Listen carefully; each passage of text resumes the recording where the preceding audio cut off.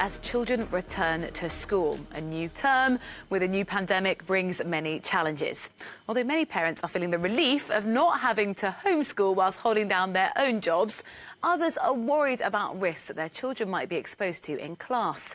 In Spain, 30,000 parents are looking at alternatives to regular schooling as a means to keep their families safe. Jaime Velázquez has more. Summer is over and these kids are resuming their lessons at home with the help of a private teacher. This will be their classroom for the rest of their course. Ruth has decided not to bring her kids to school this year.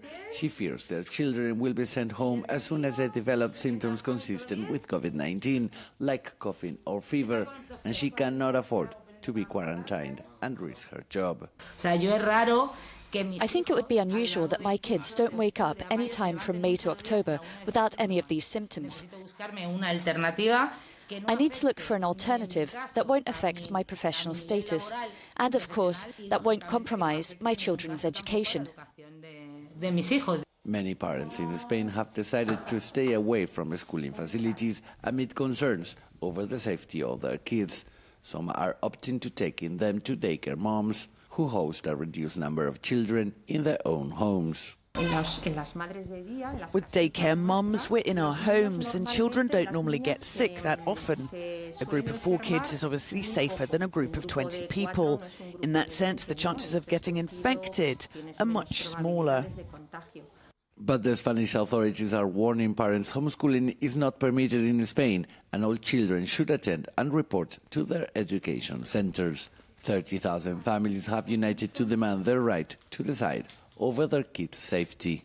On one hand, health authorities are asking citizens not to meet in groups larger than 10.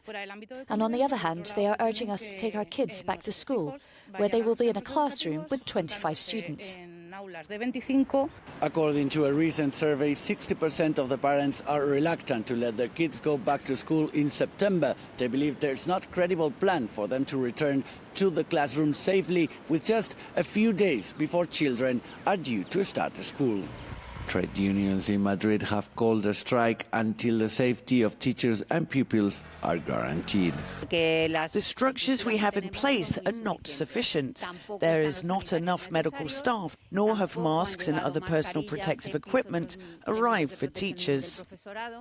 With a rate of 400 infections per 100,000 people, Madrid is way over the WHO recommendations for a safe return to school. But the regional authorities assure the risk of transmission in schools will be very low and kids are more likely to catch COVID-19 outside the classrooms. In Madrid, Jaime Velázquez, Euronews.